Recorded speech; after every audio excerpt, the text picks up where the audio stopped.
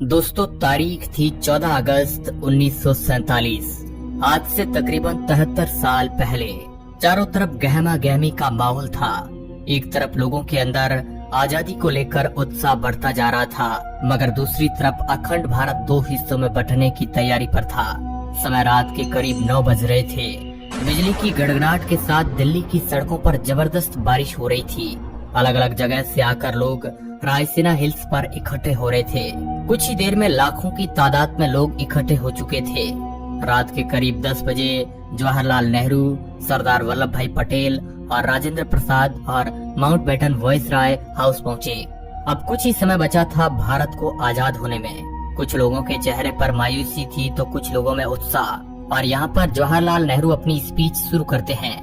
उनके भाषण की शुरुआत इन 2 लाइनों से शुरू होती है। At the stroke of the midnight hours, when the world sleep, India will be awake to life and freedom.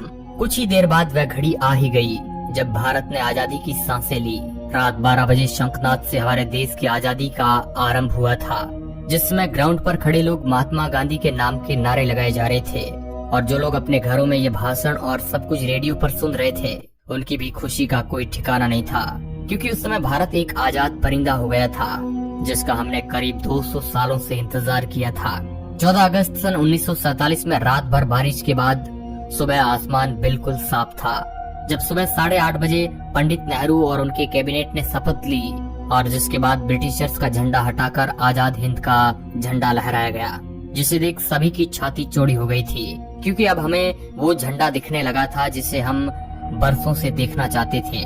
जब राजधानी दिल्ली में आजादी का जश्न मनाया जा रहा था, उस वक्त महात्मा गांधी दिल्ली से हजारों किमी दूर पश्चिमी बंगाल के नोआखली में थे और राज्य में शांति कायम करने का प्रयास कर रहे थे। जानकार बताते हैं कि पंडित नेहरू के ऐतिहासिक भाषण को पूरे देश ने सुना था, मगर गांधी जी नहीं सुन पाए थे।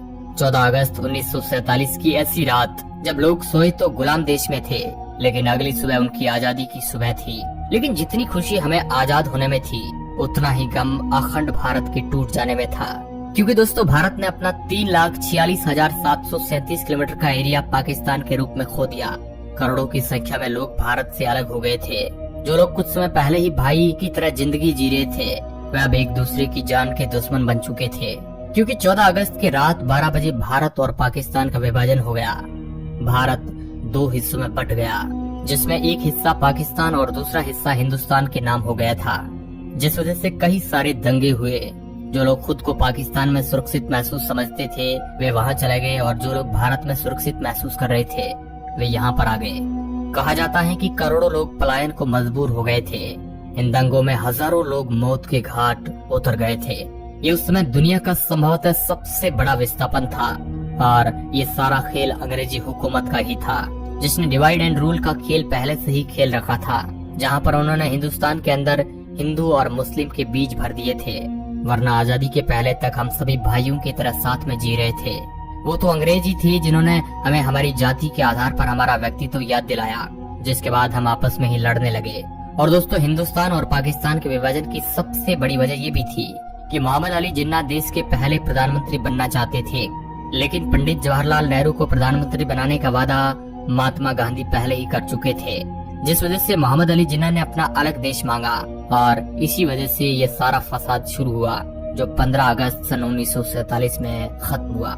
दोस्तों, हम आपको बता दें कि भारत को आजाद करने की बात बहुत पहले से ही चल रही थी, और इसी वजह से ब्रिटिशर्स ने माउंटबेटन को भारत का आखिरी वायसराय बनाया था, ताकि इसके बाद भारत को आजाद देश घोषित कर दिया जाए। लेकिन भारत के हिंदू और मुसलमान भाई आपस में ही लड़ने में उतारू थे, और यही ब्रिटिशर्स चाहते भी थे, क्योंकि ये लड़ाई की चिंगारी उन्होंने ही लगाई थी, जो आग बनकर अब तक हमारे सीने में जल रही है। लेकिन दोस्तों, इससे भी ज्यादा अफसोस की बात यह है कि ब्रिटिशर्स ने हमारे साथ हर वो जुल्म किए, जो हम याद करें तो हमारी आंखों में आंसू आ जाते हैं। लेकिन फिर भी उन्हें बारातियों की तरह विदा किया गया। जहां 1500 ब्रिटिश सैनिकों की पहली टीम 17 अगस्त सन 1947 के दिन अपने देश लौटी, वही आखिरी टीम उसके 1 साल बाद 27 अगस्त 1948 के दिन निकली। और जब ब्रिटिशर्स के आखिरी सैनिक की टोली हमारा देश छोड़कर जा रही थी, तो उन्हें बैंड बाजे के साथ विदा किया गया, और उसी दिन सभी ब्रिटिशर्स का नाम हमारे देश के नक्शे से निकल गया। दोस्तों, ये थी हमारी आजादी की पूरी कहानी।